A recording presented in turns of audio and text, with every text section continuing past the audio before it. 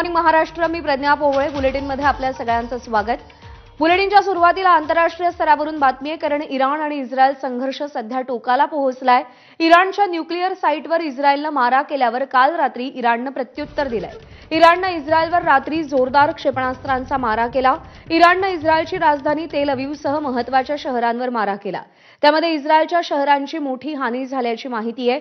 जीवित हानी देखील झाली असल्याची शक्यता वर्तवली जाते. इराणनं इस्रायलचं अणु संशोधन केंद्र उद्ध्वस्त केल्याचा दावा केलाय. इस्रायलवर इराणनं जवळपास 100 बॅलिस्टिक मिसाईल्सचा मारा केलाय. शुक्रवारी दुपारीही इराणनं इस्रायलवर ड्रोन हल्ले केले होते.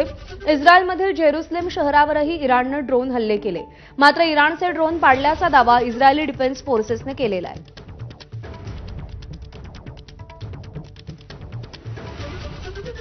निवृत्त लष्करी अधिकारी सतीश ढगे सर सध्या आपल्या सोबत आहेत. सर, संघर्ष इराण आणि इस्रायलमधला टोकाला पोहोचताना दिसतोय. या दोन्ही देशांमधल्या संघर्षाचे काय परिणाम होतील आणि कशा पद्धतीनं सध्या ज्या पद्धतीनं आण्विक तळांवरती हल्ले केले जात आहेत, कोणत्या दिशेला चाललाय हा संघर्ष? नक्कीच प्रज्ञा, वेस्ट एशिया पश्चिम आशियामध्ये परिस्थिती जी आहे स्फोटक बनत चाललेली आहे. कारण आपण जसं पाहिलं की इस्रायलनं इराणमध्ये त्यांच्या मर्मस्थानावरच हल्ला केला होता. त्यांचे जे युरॅनियम एनरिचमेंट सेंटर होते, न्यूक्लिअर टेक्नॉलॉजी सेंटर होते, आणि एवढंच नाही तर त्यांच्या 6 सिनियर मिलिटरी कमांडर्सला आणि 9 न्यूक्लिअर सायंटिस्टला त्यांना एक प्रकारे त्यांचा खात्मा करण्यामध्ये इस्रायलला यश मिळालं होतं.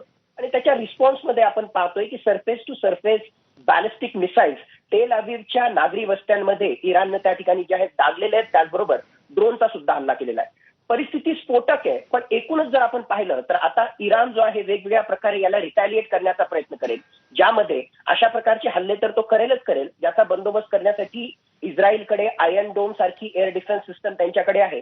सोबतीलाच इराणनं स्पॉन्सर केलेल्या ज्या प्रॉक्सी ऑर्गनायझेशन आहेत, ज्यामध्ये हिजबुल्ला असेल, काही अंशी हमास असेल आणि हुती असेल, यांच्यातर्फे सुद्धा इस्रायल त्याचबरोबर अमेरिकेच्या वेगवेगळ्या बेसेसवर हल्ला करण्याचा प्रयत्न केला जाईल. माझ्या मते सगळ्यात महत्वाची जी घटना या ठिकाणी ठरू शकेल ती म्हणजे पश्चिम आशियामध्ये अमेरिकेचे जे वेगवेगळ्या प्रकारचे मिलिटरी बेसेस आहेत, मग ते लेबननमध्ये असतील किंवा जॉर्डनमध्ये असतील, इराकमध्ये असतील, त्याला जर टार्गेट करण्याचा इराणनं प्रयत्न केला तर नक्कीच आतापर्यंत अमेरिकेनं जी भूमिका घेतली होती प्रत्यक्षरित्या यामध्ये आमचा हात नाही, मग अमेरिका सुद्धा प्रत्यक्षरित्या इराण विरुद्ध या युद्धामध्ये उतरेल. आणि चौथा एक महत्वाचा मुद्दा म्हणजे स्ट्रेट ऑफ हॉर्मुझ, ज्याच्या माध्यमातून 30% सुद्धा जास्त महत्वाच्या शिप त्या ठिकाणी ट्रॅव्हल करतात, त्यावर जो आहे पूर्ण कंट्रोल इराणचा आहे. आणि इराण त्याला चोक करू शकतो, एक प्रकारे स्ट्रेट ऑफ हॉर्मुझला चोकिंग पॉइंट म्हणून वापरू शकतो. असे वेगवेगळे पर्याय इराणकडे आहेत. पण तरी सुद्धा मला वाटतं की इराण हा फक्त पेपर टायगर आहे. कारण आतापर्यंत इतिहास जर त्या ठिकाणी पाहिला तर त्यांचा IRGCचा कमांडर तो मारला गेला होता. त्याचबरोबर वेगवेगळ्या प्रकारच्या त्याच्या प्रॉक्सी ऑर्गनायझेशन विरुद्ध इस्रायलनं कारवाई केली होती. आणि हे सगळं करून सुद्धा इराण काही विशेष करू शकला नाही, ज्याच्या माध्यमातून इस्रायल किंवा अमेरिकेच्या जोडगोळीच्या आक्रमकतेला तो आतापर्यंत थांबवू शकला नव्हता. हे सत्य आहे. म्हणून इराण जो आहे येणाऱ्या काळामध्ये कारवाई करेल, पण तो कितपत यशस्वी होईल याच्याविषयी माझ्या मनात साशंकता आहे. आणि आता सुद्धा मला त्या ठिकाणी वाटतं की तो पेपर टायगर आहे. पण एकूणच पाहता परिस्थिती जी आहे वेस्ट एशियामधली स्फोटक झालेली आहे आणि त्याचे विपरीत परिणाम तिथलं रिजनल एस्केलेशन आपण ज्याला म्हणू, तो क्षेत्रीय संघर्ष वाढवण्यावर होणार हे मात्र नक्की.